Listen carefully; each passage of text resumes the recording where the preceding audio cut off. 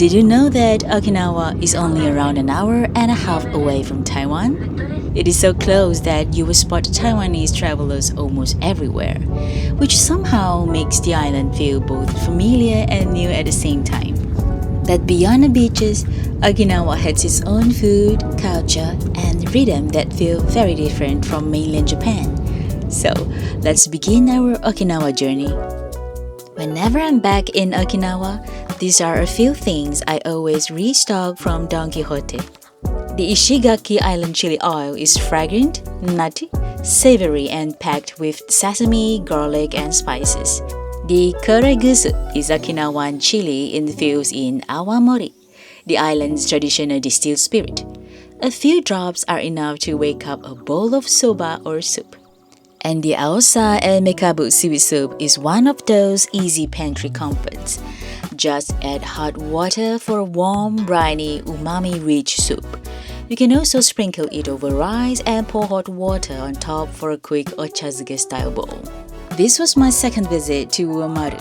I don't often revisit restaurants when I travel because I'm usually curious to try somewhere new. So I guess this one earned its spot. Without much hesitation, I ordered the garlic butterfish set again. It was my favorite dish from my first visit and one I wanted to have again.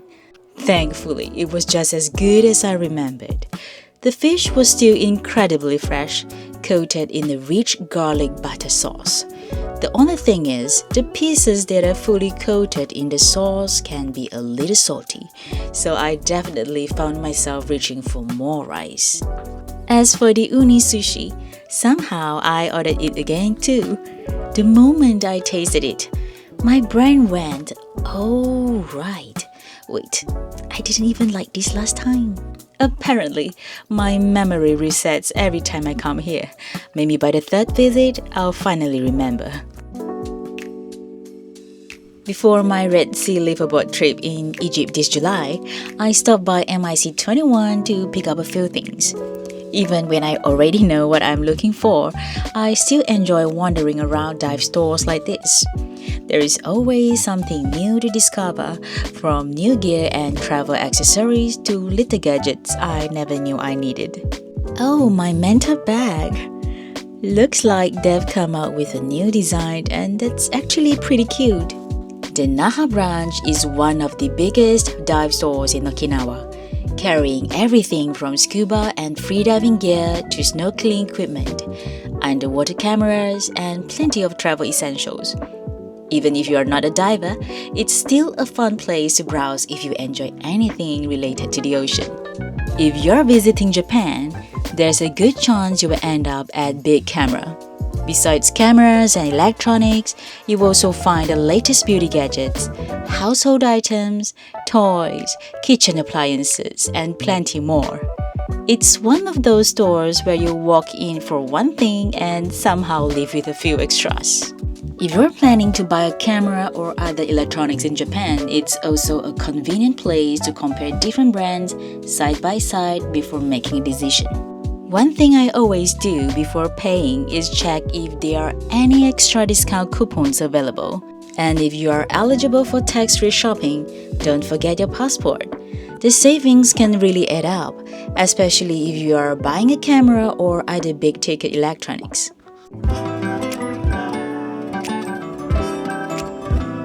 PARCO City wasn't originally on my itinerary, but I'm glad I stopped by.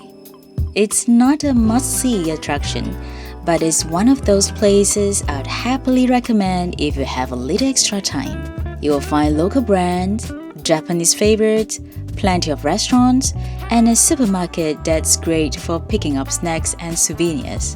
If you are looking for a more relaxed afternoon or you happen to get a rainy day in Okinawa, this is a great place to have on your list. After walking around PARCO City, it was time to refuel. So we ended up at Jojoen, one of Japan's most well-known yakiniku chains. It probably wouldn't be my first recommendation for yakiniku, but it's the kind of place where you more or less know what you're going to get.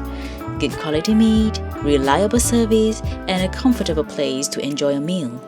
The ocean view is a nice bonus here. One thing that surprised me today was the white radish served on the side. It tasted much more bitter than I expected.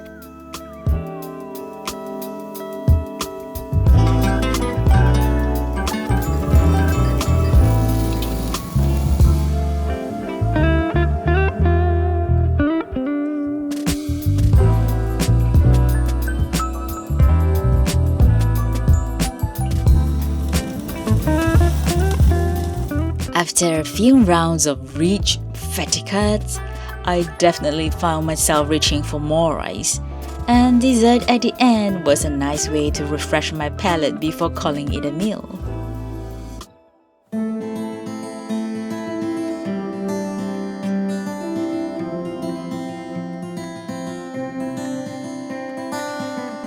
We stood in the moonlight, it's something sweet. Let it wash over. Whenever I travel, I always make time to visit a few local bakeries. I'm always curious to see what they bake, what locals are buying, and how bakery culture changes from place to place. This time in Okinawa, I stopped by a few as well. Nothing really stood out to me, but I still enjoyed exploring them and getting a small glimpse of local everyday life through the food. One thing I always come away with is a reminder that taste is incredibly personal, and I love seeing how every place has its own preferences and traditions. They say when a girl walks the edges of the world, she'll find herself if she looks for long enough. They say when a girl walks the edges of the world, she'll find herself if she looks for long enough.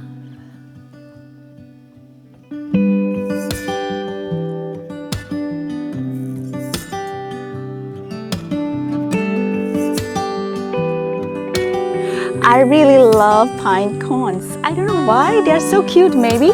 That's why I always love picking them up whenever I'm in the forest.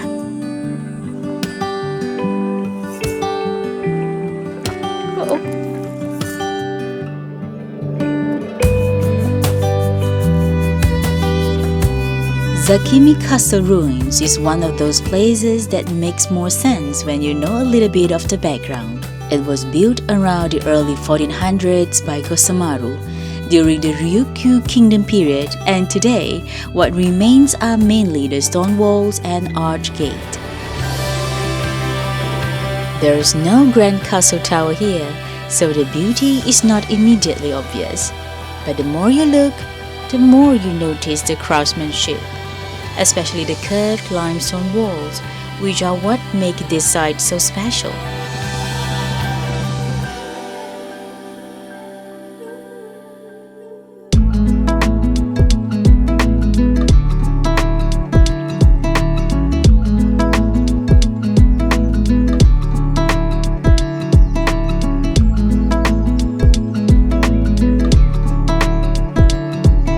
I've been really wanting to come back here for quite a while now.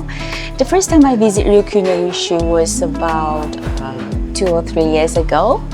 I can still remember how good it was. But then the last Okinawa trip, I couldn't even get a table. So somehow it just made me crave even more. So this time I booked ahead. It's a different branch, but I've been really looking forward to this all day. I hope it's still as good as I can remember. It was just as good as I remembered.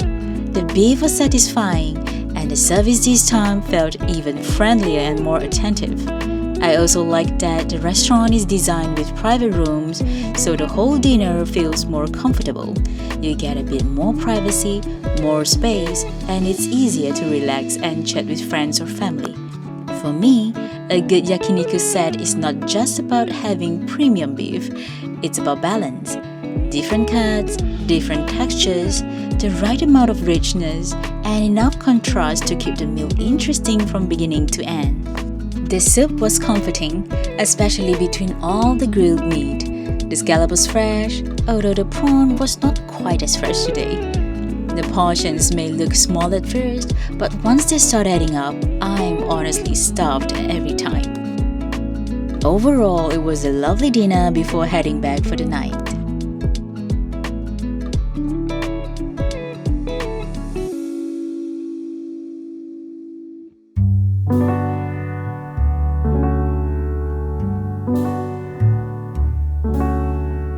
Good morning, guys! It's another beautiful day in Okinawa. The sky is clear, the sun is out, and everything feels bright and easy today. Today, we're starting with Okinawa soba. This is not the buckwheat soba you might know from mainland Japan. Okinawa soba uses wheat noodles, and it's usually served in a warm broth with pork, fish cake, and spring onions. We came to Nakijin Soba, and I really liked the setting. It has that calm, old Okinawan house atmosphere surrounded by greenery. It doesn't feel too polished or commercial, more like somewhere you come for a slow, easy meal. The ordering system was quite easy too. You ordered through your phone, and the menu has different languages, sets, a la carte options, kids' meals, desserts, souvenirs, and customization options. So it's actually quite friendly for travelers. We ordered the mixed soba a la carte and the yushi tofu soba as a set. The set came with yushi, Okinawa's tradition home-style seasoned rice, and a dessert. The mixed soba came with the original noodles, while for the yushi tofu soba, we changed it to mozuku noodles, a seaweed noodle that feels very Okinawan, because I wanted to taste the difference properly. I also added extra ginger, thinking it would brighten the broth, but after tasting it, I actually felt the original flavor was already balanced enough on its own. But if I'm being honest, what stayed in my mind the most was the brown sugar pudding. It was smooth and rich, with that deep kokuto flavor, the kind of Okinawan brown sugar sweetness that feels warm and caramel-like. Not just sweet, but with a little earthy depth at the end. I highly recommend it. Even if soba is not really your thing, come here for the pudding.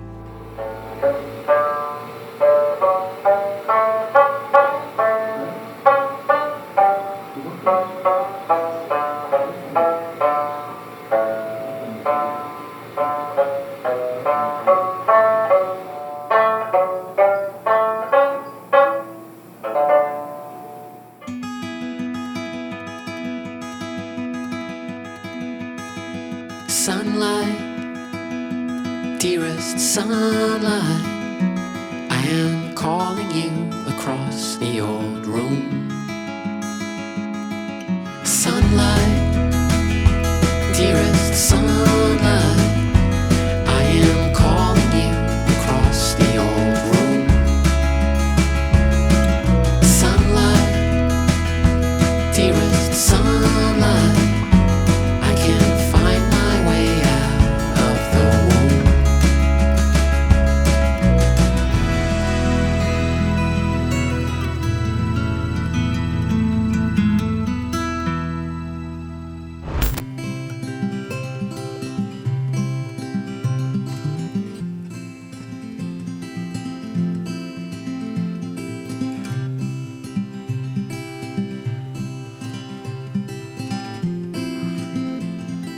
A lovely place to enjoy Okinawan cuisine in Onna.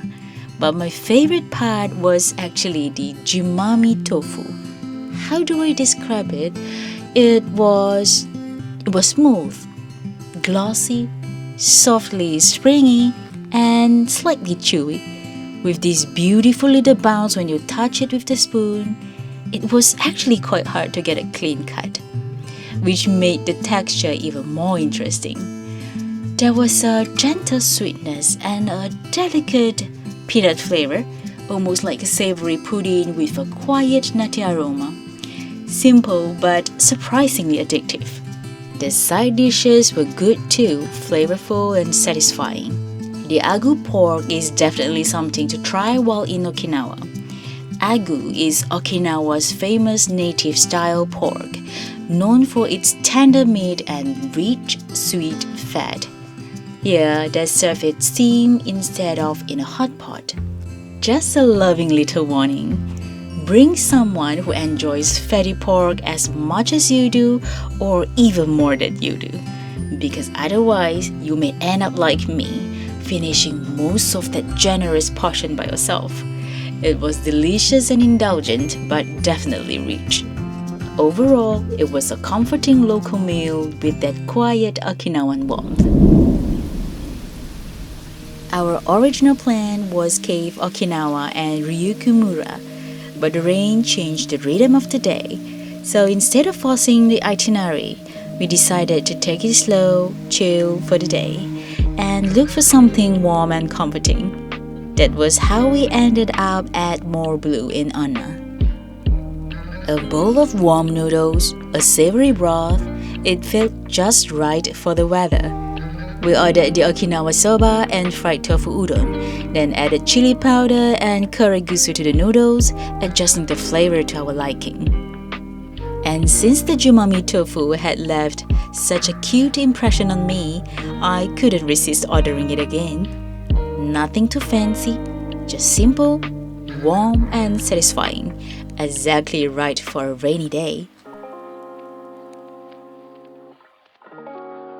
For dinner, we went to Kushiyaki Can, a lively and casual skewer restaurant with so many things to choose from. We sat at a counter, chatting while watching the chefs prepare and grill everything right in front of us. It was nice being able to watch the whole process while we ate. We ordered several vegetable wrap skewers, grilled grated yam, bacon wrapped tomatoes, bacon wrapped scallops, chicken rolls, grilled cheese, a few seasonal specials, and honestly quite a few others.